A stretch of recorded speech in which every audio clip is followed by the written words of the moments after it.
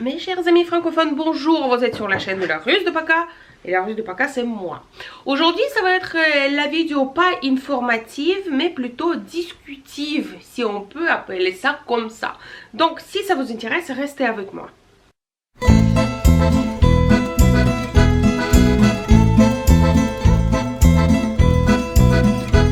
Les personnes qui me regardent depuis longtemps, ils savent que j'ai une vlog en russe où je montre ma vie quotidienne en France. Et là, tout à l'heure, on a parlé avec mes spectateurs par rapport de école et plus intéressant, le pratis après l'école. Qu'est-ce que c'est pratis après l'école? Par la logique, ça devrait être que pendant un an à l'école, tu fais les théories, tu apprends quelque chose et à la fin d'année, tu fais le pratis, d'accord? Tu donc essayes de faire ça en vrai, ce qui t'a appris à l'école. Sauf que, à l'école où j'étais, et moi j'ai changé de 3 écoles quand même, le pratis c'était quelque chose de différent. Et ça m'intéresse vraiment beaucoup, je voulais savoir, est-ce que dans les écoles françaises, vous avez, ils ont la même chose. Donc, à l'âge de 13-14 ans, dans l'école de village, le pratis à la fin des années, attention, obligatoire pendant 2 semaines, c'était le ramassage de raisins. Oui, pendant 2 semaines, sous le soleil de 40 degrés, on a ramassé le raisin. On a mis tout dans le tracteur et le tracteur il est allé à l'usine de vin. Donc pour moi aujourd'hui c'est juste exploitation des enfants et économisation, si on peut dire comme ça, je pense Macron il dit autrement, sur les mains du travail. Ah, je traduis, je sais pas comment, mais je pense que c'est comme ça.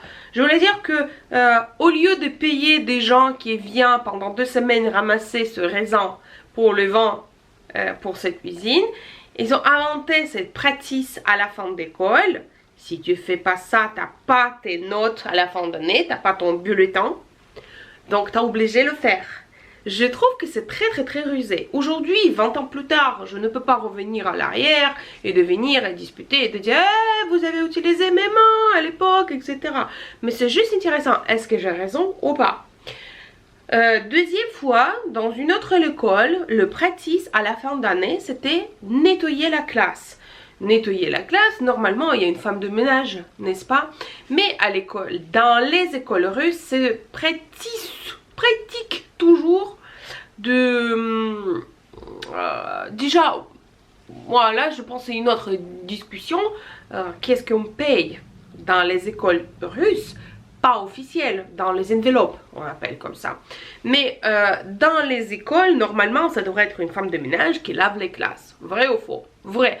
Nous avons aussi une femme de ménage qui lave les classes, mais apparemment pas si bien, parce que pendant une semaine, nous, les enfants, on est obligés de laver le sol. Avec tout petit comme ça, éponge, on s'installait par terre et chacun a pris 20 cm de large et donc quelques mètres de long, la classe, et tu es obligé de laver c'est parce que par terre on a eu de genre plastique comme ça, en russe c'est linoléum, je sais pas si en français c'est la même chose.